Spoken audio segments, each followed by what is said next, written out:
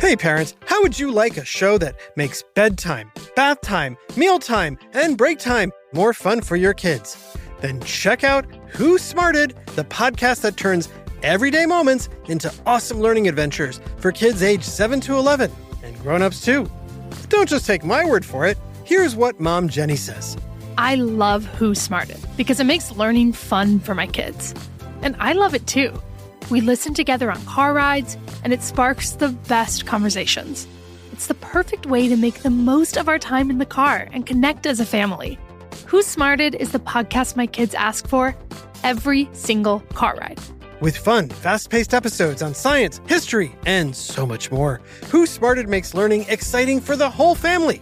We invite you to listen now for free wherever you get your podcasts. That's Who Smarted, wherever you get your podcasts. Who Smarted? When you think about businesses that are selling through the roof, like Aloe or Allbirds, sure, you think about a great product, a cool brand, and great marketing.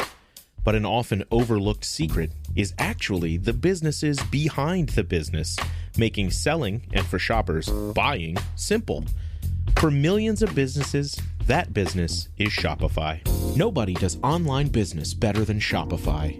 It's home of Shop Pay, the #1 checkout in the world. You can use it to boost conversions up to 50%, meaning way less carts going abandoned and way more sales going through to checkout. Sign up for your $1 per month trial period at shopify.com/income, all lowercase. Go to shopify.com/income to upgrade your selling today. That's shopify.com/income.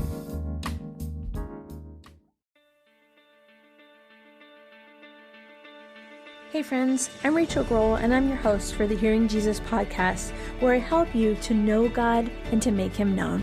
Friends, this week we are hitting pause on our Genesis series to focus on something deeply meaningful, Holy Week. Each day, from Palm Sunday through Easter Sunday, we're going to walk through the final week of the life of Jesus using the Gospel of Matthew.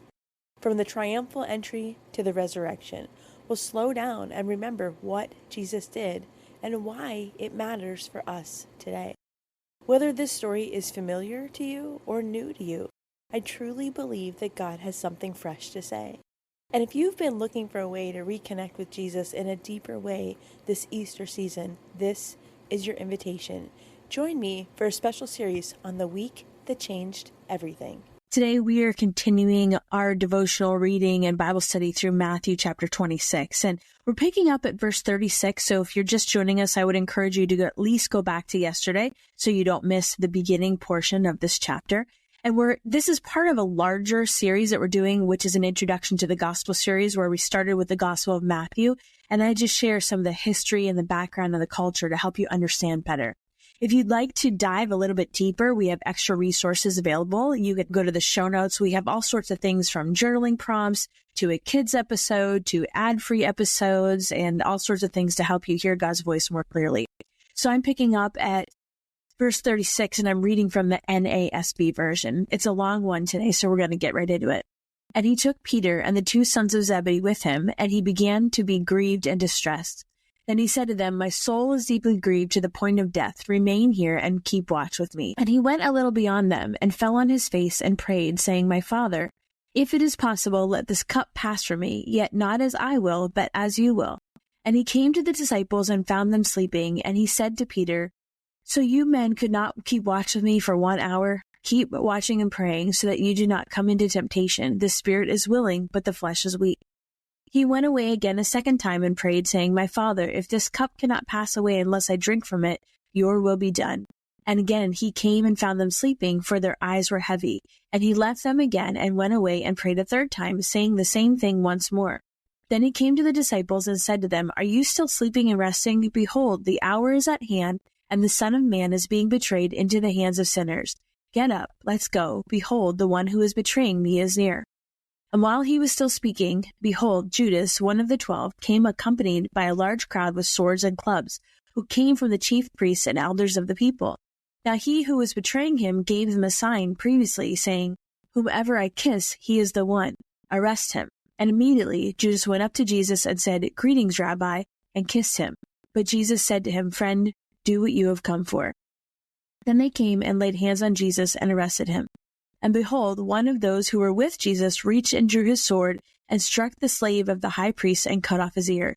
Then Jesus said to him, "Put your sword back into place, for all those who take up the sword will perish by the sword. Or do you think I cannot appeal to my Father, and he will at once put at my disposal more than 12 legions of angels? How then would the scriptures be fulfilled, which say that it must happen this way?" At that time Jesus said to the crowds, "Have you come out with swords and clubs to arrest me, as you would against a man inciting a revolt? Every day I used to sit within the temple grounds teaching, and you did not arrest me. But all this has taken place so that the scriptures of the prophets will be fulfilled." Then all the disciples left him and fled. Those who had arrested Jesus led him away to Caiaphas, the high priest, where the scribes and the elders were gathered together. But Peter was following him at a distance, and as far as the courtyard of the high priest, and he came inside and sat down with the officers to see the outcome. Now the chief priests and the entire council kept trying to obtain false testimony against Jesus, so that they might put him to death. They did not find any, and even though many false witnesses came forward, but later on two came forward and stated, "This man stated, I am able to destroy the temple of God and rebuild it in 3 days." The high priest stood up and said to him, "Do you offer no answer for what these men are testifying against you?" But Jesus kept silent, and the high priest said to him, "I place you under oath by the living God to tell us whether you are the Christ, the Son of God." Jesus said to him, "You have said it yourself, but I tell you, from now on you will see the Son of Man sitting at the right hand of power and coming on the clouds of heaven." Then the high priest tore his robes and said, "He has blasphemed. What further need do we have of witnesses? See, you have now heard the blasphemy. What do you think?" They answered, "He deserves death." Then they spit in his face and beat him with their fists, and others slapped him and said, "Prophesy to us, you Christ. Who is the one who hit you?" Now Peter was sitting outside in the courtyard, and a slave woman came to him and said, "You too were with Jesus the Galilean." But he denied it before them all, saying, "I do not know what you're talking about." When he had gone out to the gateway, another slave woman saw him and said to those who were there, "This man was with Jesus of Nazareth." And again he denied it with an oath, "I do not know the man." A little later, the bystanders came up and said to Peter, "You really are one of them as well, since even the way you talk gives you away." Then he began to curse and swear, "I do not know the man." And immediately a rooster crowed. And Peter remembered the statement that Jesus had made, "Before a rooster crows, you will deny me 3 times." And he went out and wept bitterly. So there's a lot in this passage, and most of it I think that you're probably pretty familiar with. If you've been in the church or have heard the Easter story or the events leading up to the Easter story, this is pretty familiar territory for you. Just a couple things I want to point out as we meditate on this passage of God's Word. So the time would have been about 10 or 11 o'clock at night by the time they arrived at Gethsemane, and that was really late in that culture. Gethsemane is the olive grove, the garden, and there was probably an olive press there. That's what actually the name Gethsemane means. A Gethsemane is an olive oil press. And so it was on the western slope of the base of the Mount of Olives, and it was facing Jerusalem. During Passover, remember we talked about Passover yesterday, during Passover, that night had to be spent within the boundaries of Jerusalem, which did not include Bethany. Bethany was outside of Jerusalem. So they went here to stay the night, and they would not return to Bethany at all that night. So it starts talking about the grief that Jesus is experiencing, and that is really common to the Old Testament understanding and language around grief. There's just an agony around it. And so Jesus is very much acting with accordance to the Old Testament and most people at the time, where he's talking about and thinking about the experience of death with just utter anguish and sorrow. And then the cup that he's talking about is talking about the Old Testament image of the cup of judgment, which was given out to the nations. And the people that would have been hearing this from Matthew, the original hearers of this message, they would have really been impressed by that, because they're looking at this idea of God's will being followed, even to the point of being harmed himself. And they would have seen Jesus as really virtuous. And then there's this talk about standing watch. So the disciples should have been standing watch, just like the porters would have been standing watch at a door. They should have been standing watch at the edge of the garden. At that time frame, you have to remember too, this is Passover night.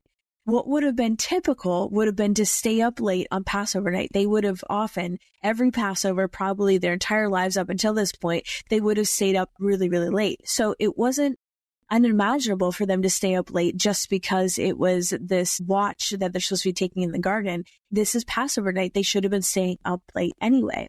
And then what we see next is the temple guard arrives, and they are likely armed with weapons and prepared for a resistance from this revolutionary Messiah figure that's claiming to be a Messiah, and they come prepared for basically a fight. And then what we see happen next is the betrayal. Now, you may be wondering why a kiss. And as Judas comes in and he kisses Jesus and he makes this move towards him, it was a way that was evident to the temple guard, to those people, that this kiss would be a sign to make it absolutely certain that they had the right person. And that kiss of Judas would also help keep the other disciples' suspicions at bay, because the large party that was approaching them, if he was with them, they would have been immediately suspicious if he came in charging, and they would have had a bigger fight on their hands. But instead, he comes in and he kisses Jesus, so they don't immediately suspect that anything's wrong.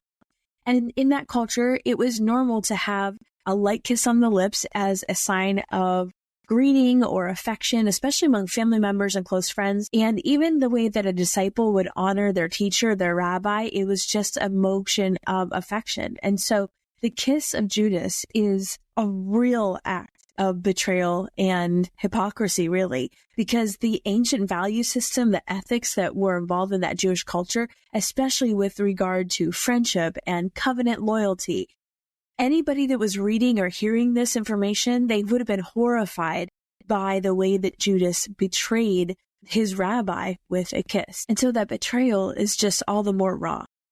Hey, friend. Every day when I finish the podcast, I feel so confident that this is one of the things that God created me for.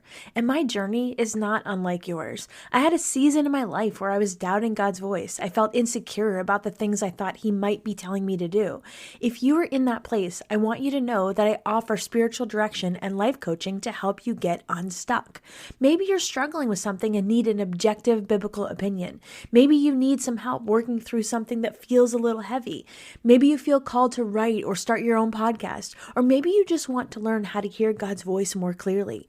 For me, when God started to reveal His plan for my life, I found my purpose. And part of that purpose is to help you learn how to grow in your relationship with Him. My heart is to help guide you in this area so you can step confidently into the calling God has for you. If you would like to start spiritual direction or life coaching, I am opening up space for a couple more clients this quarter. You can head to shehears.org/coaching to learn more. Are you looking for a way to experience Lent differently this year? Instead of just giving something up, what if you added in an intentional time of prayer, scripture, and stillness? I want to invite you to join me for the Promises of Lent, a 7-week contemplative prayer series designed to help you slow down, reflect, and truly experience the presence of Jesus as we prepare for Easter. Each week, we'll walk through scripture, breath prayers, and guided moments of reflection, helping you to not just know God's promises, but experience them in a fresh way. The first episode is my free gift to you, available now in the podcast feed. But to access the full series, including all 7 episodes, plus a guided prayer journal and workbook, join me in my deep dive Patreon community. If you're longing for a deeper, more personal connection with Jesus this Lent, this is for you. Visit patreon.com/hearing Jesus to learn more. Let's walk through this season together, not just as a time of sacrifice, but as an invitation to be with Jesus. This episode is brought to you by Indeed. When your computer breaks, you don't wait for it to magically start working again. You fix the problem. So why wait to hire the people your company desperately needs? Use Indeed's sponsored jobs to hire top talent fast. And even better, you only pay for results. There's no need to wait. Speed up your hiring with a $75 sponsored job credit at Indeed.com/podcast. Terms and conditions apply. And then Jesus makes a statement. So they're fighting and they're prepared to fight to the death probably. Basically, Jesus makes this statement about the legions. Now, legions typically had about 6,000 soldiers. So Jesus is saying that at his word, he could summon about 72,000 angels. That would have been one legion per disciple. And so even if that was a human army of that size, it could have easily crushed the whole entire temple guard and probably the entire fortress that they came from many times over. Nobody had an army that big, let alone one made of angels. I mean, in all of Syria at that time, they only had 3 legions, and a force that size of angels, of course, could have easily defeated any human army. And so his point that he's making is, look, I'm not helpless in this scenario. I'm allowing this to happen. And I have to sit back and think about that for a minute. It's not that Jesus was taken against his will. Now, in some regards, he did just show that, okay, God, I'm going to follow your will, but I would love for you to take this cup from me. And God did not choose that. So Jesus' obedience to the will of the Father is clear, but he is laying down his life intentionally. Don't miss that. And then the Sanhedrin is meeting, and they're meeting in the temple, and it was probably a last minute meeting. They probably didn't even invite the people that they knew that were going to object to all of this that was going on. But having a meeting, a secret meeting at night without any kind of advance notice, what they were doing was really shady. And actually, it was illegal in that culture. The way that their legal system was set up, it would have been illegal to hold it that way, because capital trials were supposed to meet during the day. And then only after the trial had lasted all day, then the court might render a verdict. They might even wait to the next day. The only time that they would not do that was in the case of extreme criminals that needed to be dealt with right away. They also would not typically do that during a festival. In fact, the Pharisees had rules forbidding any kind of executions at festivals unless it was a super serious and heinous crime. And so the Sanhedrin, which of course is these rich religious leaders, they are not going to pay very close attention to the rules of the Pharisees, because they knew they had to hurry up before the popularity of the crowds forced them to either release Jesus or make him so much more of a hero. And they're trying to minimize that damage with the crowds. And so they probably did not even invite the people that they knew that were going to vote in opposition to them. And so all of these ancient ethics were really violated. And it's evidence that their agenda, their political agenda, was kind of trumping the ethical culture of the time. And so they take Jesus away, and then we see Peter trespassing at the house of Caiaphas. And, just think about Peter and Peter's boldness. I just love Peter, but trespassing at the high priest's house on this private property, that took a lot of courage and boldness from Peter. And the guards would have been temple guards. And so they would have been surrounding the area, waiting to see what the results of the trial were. And so for Peter to just sneak in there, oh my gosh, the guy's got some guts. But then what happens? It's so quickly. What happens is there was this false testimony that's happening, which even that false testimony, once that happened, it should have thrown out the case altogether. But they continue to pursue this. And so they condemn Jesus, and then they find Peter, and that slave servant girl calls him out and says, hey, you're one of the followers of Jesus. And he says, no, I don't even know what you're talking about. And they likely recognize them, because remember where this is at. It's really near the temple. Those servants that served near the temple probably had gotten a really good look at Jesus and the disciples throughout that time frame when he was teaching in the temple.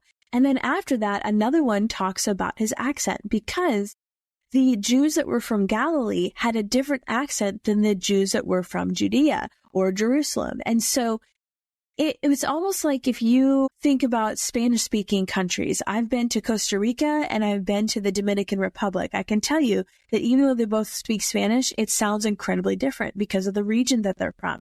And so she is saying, hey, you have a Galilean accent. And it was only natural to assume that a Galilean leader had Galilean disciples. And so what happens very quickly within a span of just a short period of time, Peter has then denied Jesus 3 times. And then, of course, Peter is immediately remorseful and sorrowful for the betrayal of Jesus. Part 2 picks up in the next episode.